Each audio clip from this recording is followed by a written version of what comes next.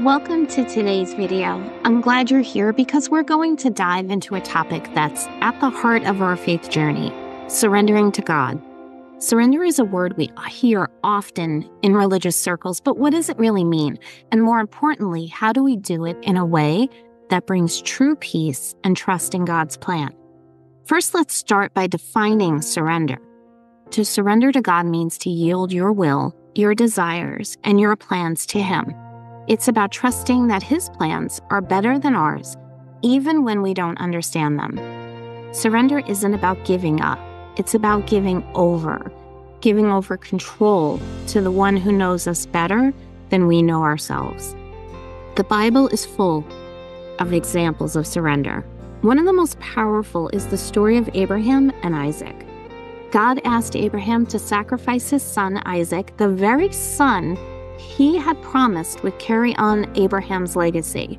It must have seemed impossible to understand, but Abraham's faith was so strong that he was willing to obey, trusting that God had a plan.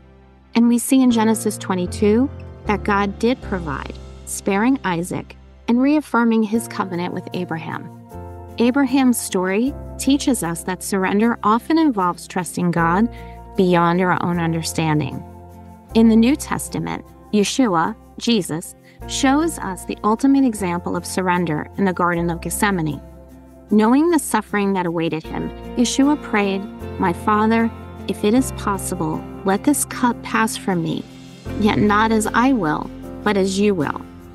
That's in Matthew 26:39. Even in the face of death, Yeshua chose to submit to the Father's will. His surrender brought about our salvation and the salvation of the nations, showing us that true surrender can lead to unimaginable blessings. But let's be real. Surrendering to God isn't easy.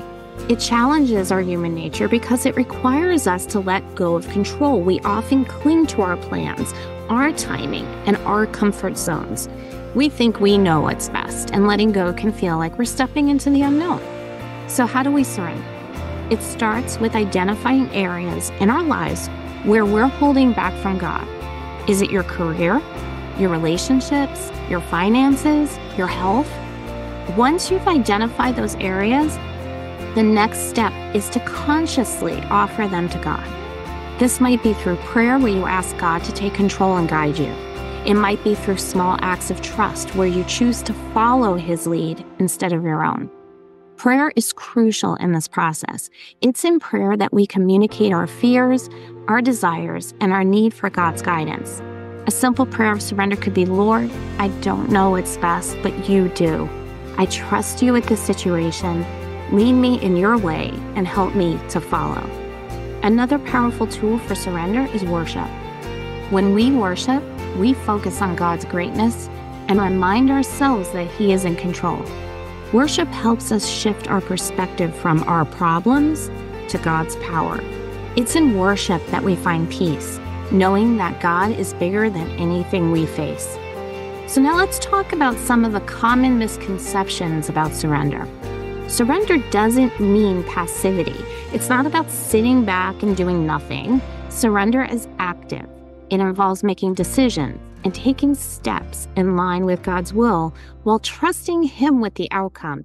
It's about doing our part, but leaving the results in His hands.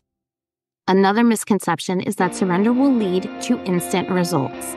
Sometimes surrendering to God means waiting on His timing, which can be difficult. But remember, God's timing is perfect, even when it's not aligned with our own. Trusting Him means believing that He is working behind the scenes even when we can't see it. So let's reflect for a moment. Think about an area of your life where you've been holding on tightly. What would it look like to surrender that to God? How would it change your mindset, your decisions, and your peace? I encourage you to take some time today to pray and ask God to help you surrender that area to Him. It might not be easy, but remember that surrender is a journey. It's something we learn to do daily, step by step. It's a marathon, not a race. So in closing, surrendering to God is about trusting Him with every aspect of our lives. It's about recognizing that His plans are higher than ours and that He is faithful to lead us even when the path is unclear. As you surrender, I pray you find peace in His presence and strength in His promises. Thank you for watching our video today. If this message resonated with you, be sure to give it a thumbs up and share it with someone who might need to hear it. And don't forget to subscribe for more content that encourages and strengthens your faith. May God bless you as you continue to trust and surrender to Him.